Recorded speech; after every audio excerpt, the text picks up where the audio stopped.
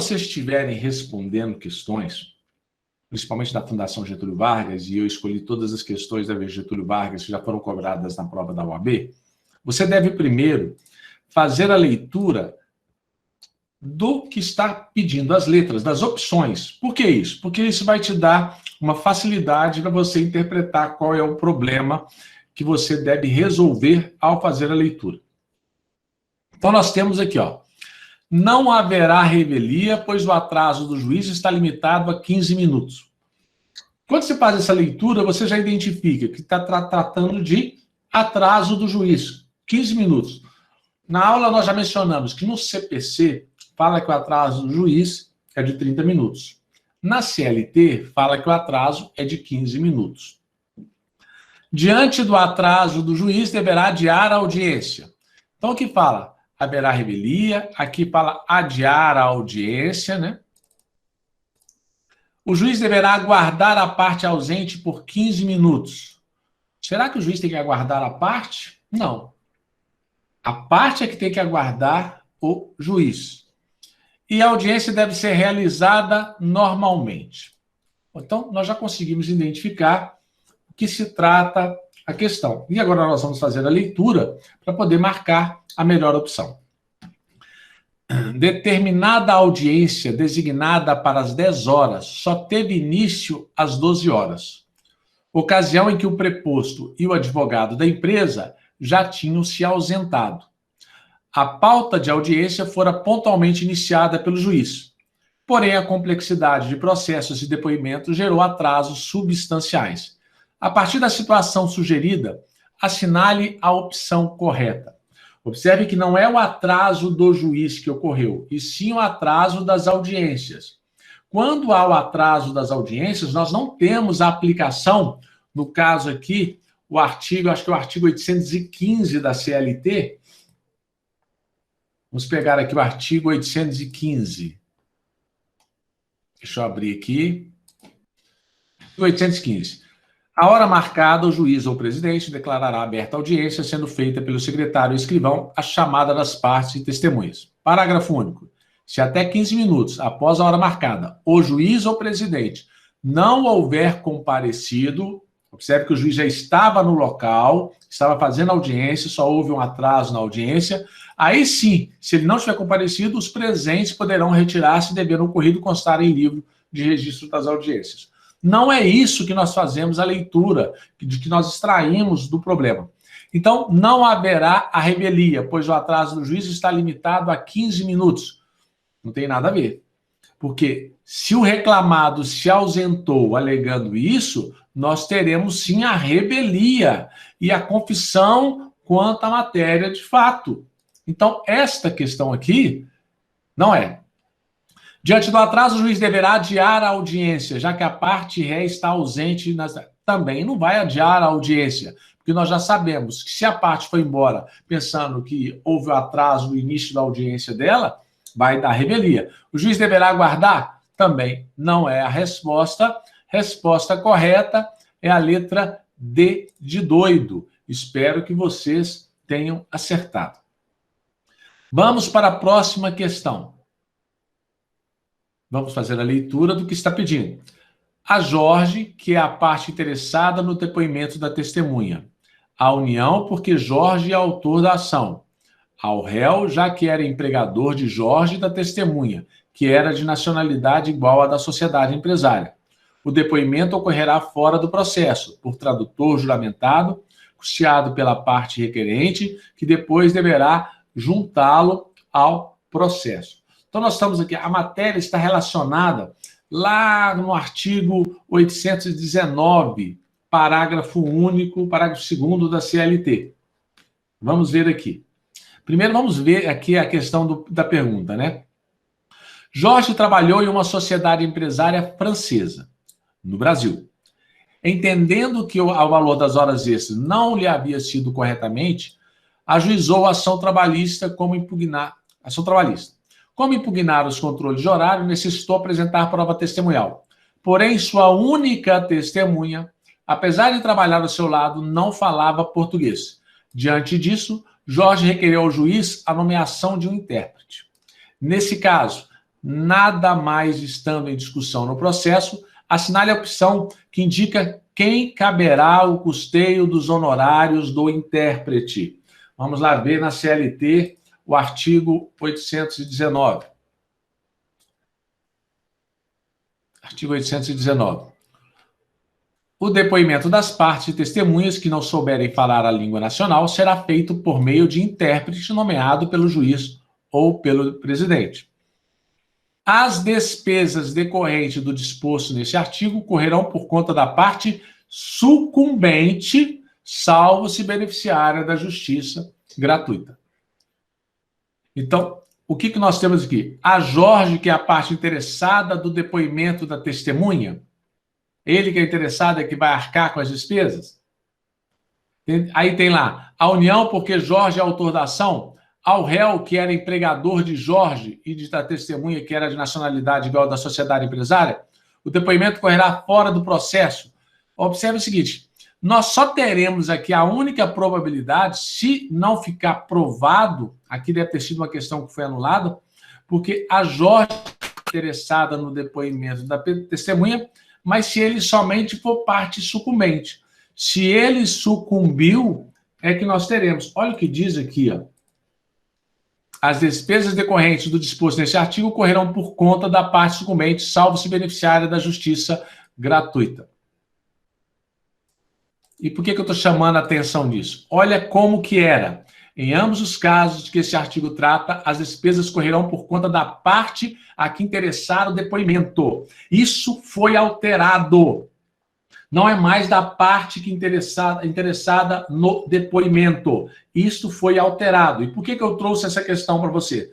Porque em 2018, nós tivemos a alteração.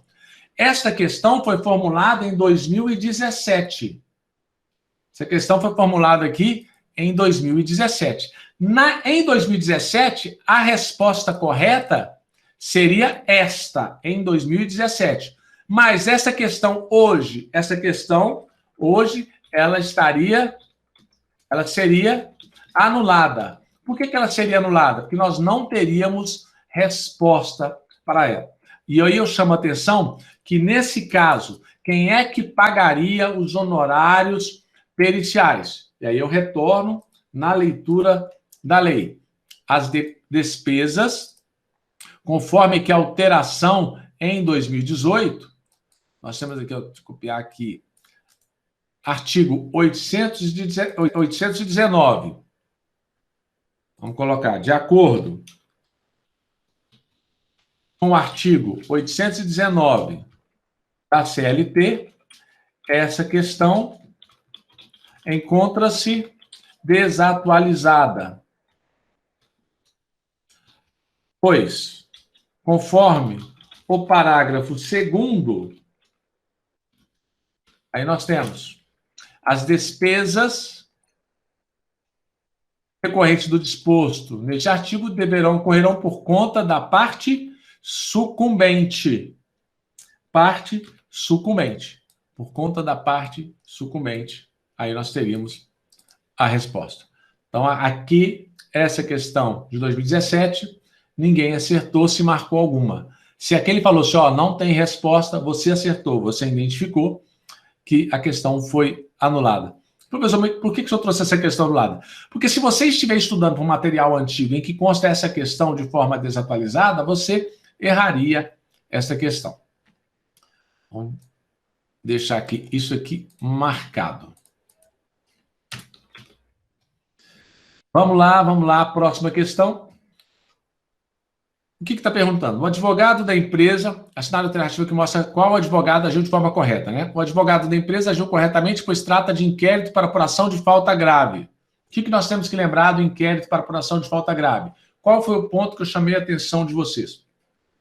Inquérito para apuração de falta grave, nós temos uma observação que é para apurar a falta grave daquele que tem estabilidade no emprego. Dirigente sindical, por exemplo. Eu preciso disso, eu posso utilizar até 6 testemunhas para cada parte. Isso que nós temos que saber.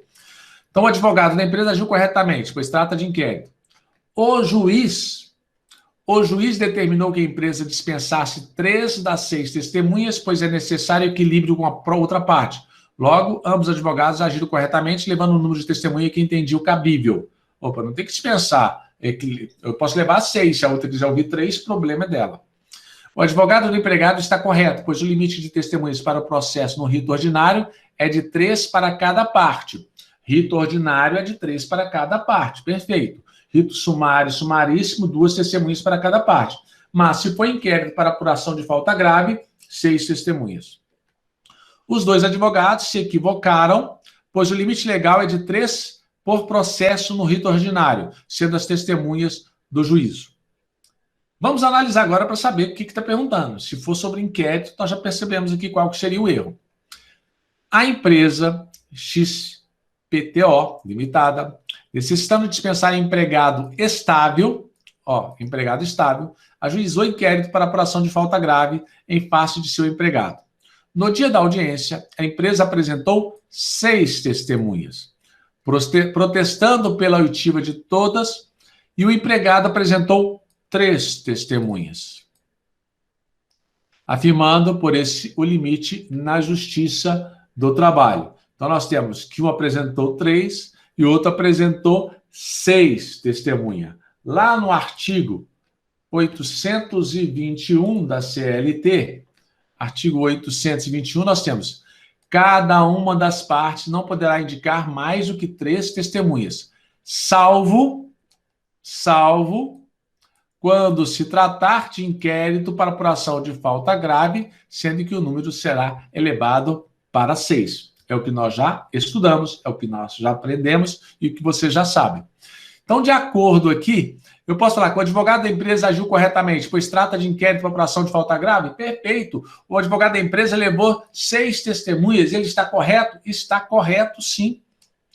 Essa é a nossa resposta. O juiz determinou que a empresa dispensasse 3? Errado, mencionei para vocês. O advogado do empregado está correto, pois o limite das testemunhas para o processo do rito ordinário é de 3. Rito ordinário é 3, mas se for inquérito para apuração de falta grave, número de até 6 testemunhas para cada parte. Nada impede que, se eu posso levar 6, que eu ouço apenas 5, ouço 4, ouço 3, ouço 2, ouço 1. Eu não posso ouvir mais do que 6. Então, a resposta correta é a letra A. Passando à próxima questão, nós temos que o juiz deverá manter a audiência e aplicar revelia por ausência de defesa. O juiz deverá adiar a audiência pela exiguidade de tempo entre a citação e a realização da audiência. O juiz deverá manter a audiência, podendo o preposto apresentar defesa oral no prazo legal de 20 minutos. E face aos princípios da celeridade e economia processual, o juiz deverá manter a audiência. Tudo está relacionado com a audiência. Então, vejamos aqui qual que seria a resposta correta. Em 10 de abril de 2013, a empresa Alfa Beta Limitada recebeu cópia da petição inicial da ação em face dela ajuizada, com notificação citatória para audiência no dia 14 de abril de 2013. Ora, ela recebeu 10 de abril de 2013, ela recebeu a cópia para audiência no dia 14 de abril de 2013. Nós já sabemos que tem que ser observado o quinquídio legal. Quando você recebe a notificação no dia 10, dependendo do dia, se for sábado, eu não conto aquele dia. Sábado, se eu recebi no sábado, presume-se que eu recebi na segunda, e eu só começo a contar na terça. O que nós sabemos aqui é que de 10 até o dia 14, nós temos 4 dias, porque eu excluo, aliás, menos, né? Eu tenho 4 dias, 10. 11, 12, 13, 14. Foram 4 dias. Eu excluo o dia do início e incluo o dia do final. Então, não observou o quinquídio legal. Nesta data, compareceu apenas o preposto da ré, munido da respectiva carta e a carteira de trabalho, sem portar defesa, requerendo oralmente o adiamento da audiência. Ele requereu o quê? O adiamento da audiência, porque nós estamos identificando que não houve o quinquídio legal. O juiz deverá manter a audiência e aplicar a revelia por ausência de defesa? Errado, porque não foi dado o quinquídio legal. O juiz deverá adiar a audiência pela exiguidade do tempo entre a citação e a realização da audiência? Correto. Essa é a nossa resposta. O juiz a notificação tem que observar 5 dias. Então, ele poderia ser notificado somente no 5º dia. Lembrando, observação, nós temos aqui observação, que a notificação, se for feita sábado, presume-se que recebeu na segunda. E começa a contagem na terça-feira, desde que esses dias sejam dias úteis. Se for dia útil, perfeito. Por exemplo, dia 6, você recebeu a notificação,